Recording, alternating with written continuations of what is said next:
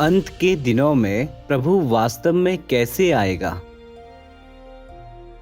अधिकांश लोग मानते हैं कि प्रभु की वापसी केवल एक ही तरीके से होगी, बादलों पर आने से, क्योंकि प्रकाशित वाक्य की पुस्तक ने भविष्यवाणी की, देखो वह बादलों के साथ आने वाला है और हर एक आंख उसे देखेगी, वरन जिन्होंने उसे बेधा था वे भी उसे देखेंगे और पृथ्वी के सारे कुल उसके कारण छाती पीटेंगे। लेकिन बाइबल में प्रभु की वापसी के बारे में कई भविष्यवाणियां हैं। अगर हम प्रभु के आगमन का स्वागत करना चाहते हैं तो हम सिर्फ इसी एक पद पर निर्भर नहीं रह सकते। हमें प्रभु यीशु की अपनी भविष्यवाणियों पर भी ध्यान देने की जरूरत है।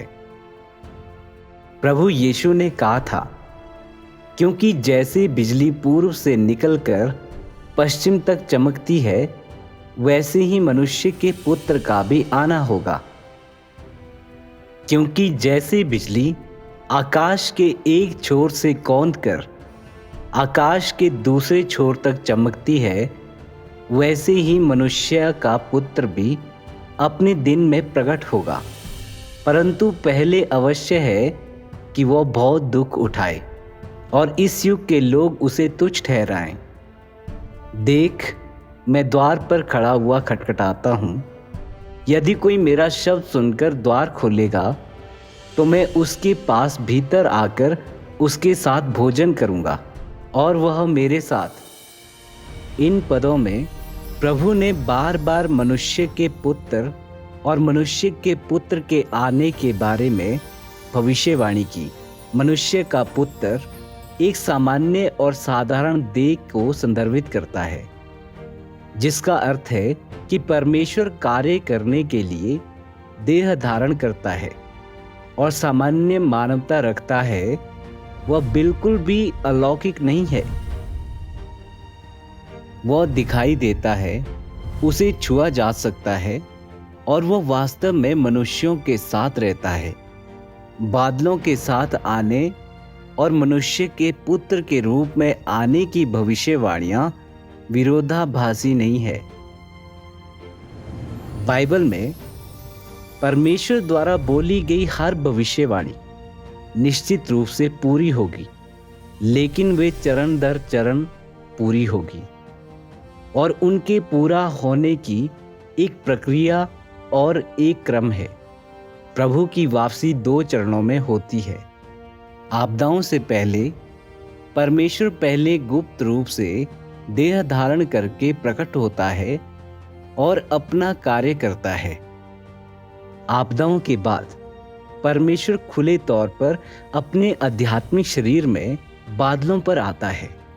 इन 2 अलग अलग चरणों में परमेश्वर अलग अलग कार्य करेगा। जब परमेश्वर दूसरी बार गुप्त रूप से देह धारण करता है तो वह न्याय और शुद्धिकरण का कार्य करने के लिए सत्य व्यक्त करता है और आपदाओं से पहले विजेताओं के एक समूह को पूर्ण बनाता है। यह इन भविष्यवाणियों को पूरा करता है। मुझे तुमसे और भी बहुत सी बातें कहनी हैं, परंतु अभी तुम उन्हें सह नहीं सकते।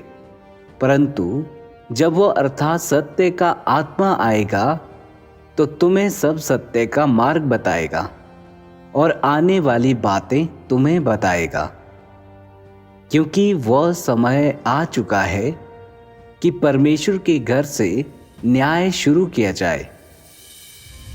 परमेश्वर के न्याय का कार्य पूरा करने, उसमें सच्चे दिल से विश्वास रखने वालों को शुद्ध करने और विजेताओं के एक समूह को पूर्ण बनाने के बाद वह बड़ी महिमा के साथ आएगा और सभी लोगों और राष्ट्रों के सामने खुले तौर पर बादलों पर प्रकट होगा।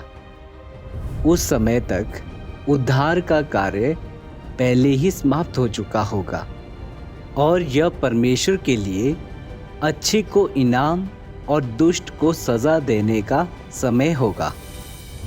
जो कोई भी आपदाओं से पहले परमेश्वर के दूसरे देह धारण को स्वीकार करने से इनकार करेगा, उसे परमेश्वर द्वारा दोषी ठहराया और दंडित किया जाएगा। वे आपदाओं में पड़ेंगे, रोएंगे और दांत पीसेंगे और पूरी तरह से नष्ट कर दिए जाएंगे। जैसा कि बाइबल कहती है, देखो वह बादलों के साथ आने वाला है और हर एक आंख उसे देखेगी, वरन जिन्होंने उसे बेधा था वे भी उसे देखेंगे और पृथ्वी के सारे कुल उसके कारण छाती पीटेंगे।